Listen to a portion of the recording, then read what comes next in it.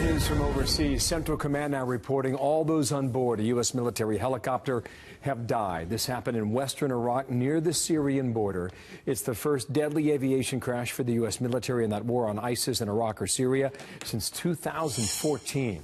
Lucas Tomlinson, details now from the Pentagon. What have you learned about this, Lucas?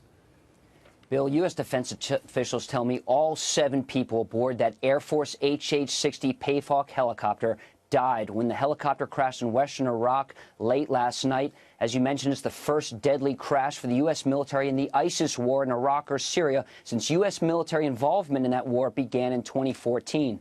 Initial reports say the helicopter clipped a power line, causing the crash near the city of Al-Qaim along the Iraq-Syria border on the Iraq side, an area where the Pentagon believes senior ISIS leaders are still hiding. In a statement, the U.S. Central Command, responsible for American military forces in the Middle East, said, quote, "The crash does not appear to be the result of enemy activity. The incident is under investigation. The names of the fallen will be released after next of kin notifications." Another helicopter flying with the downed Payhawk immediately reported the crash, and a quick reaction force of American and Iraqi troops were dispatched to the scene to secure the crash site. The HH-60 Payhawk is used to conduct rescue operations and other special ops missions.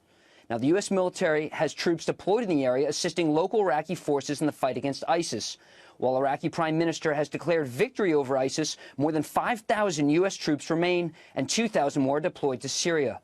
The U.S. military continues to carry out airstrikes in both Iraq and Syria, although at a much lower pace from a year ago, as ISIS has largely been routed.